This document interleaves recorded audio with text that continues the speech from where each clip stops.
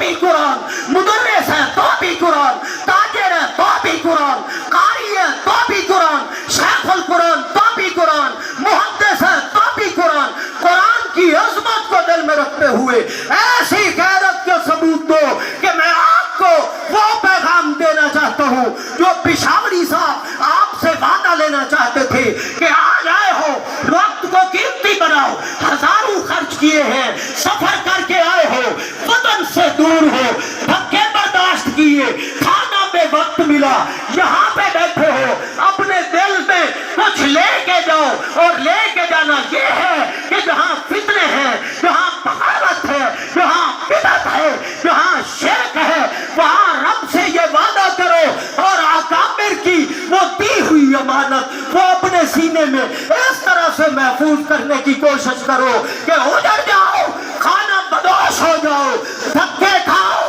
گرو پھر اٹھو، گرو پھر اٹھو، گرو پھر اٹھو، اور دنیا کو یہ پیغام پہنچا دو کہ ہمارا مشکل کشا کون ہے؟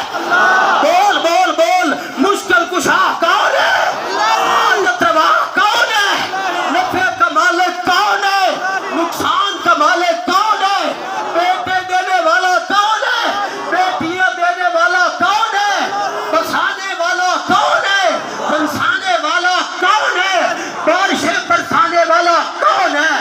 اس طریقے سے یہ امانت اپنے سینے میں محفوظ کر کے جاؤ کہ میری جماعت کا ایک ایک کارکن اپنے علاقے میں پوری جماعت کی طرح اس طرح کام کرے جس طریقے سے اکیلے بکھری نے اس سنسان و ویران جگہ پہ قرآن کی امانت کو سینے سے لگاتے ہوئے دنیا کو یہ سمجھا دیا کہ اشاعت و توحید والے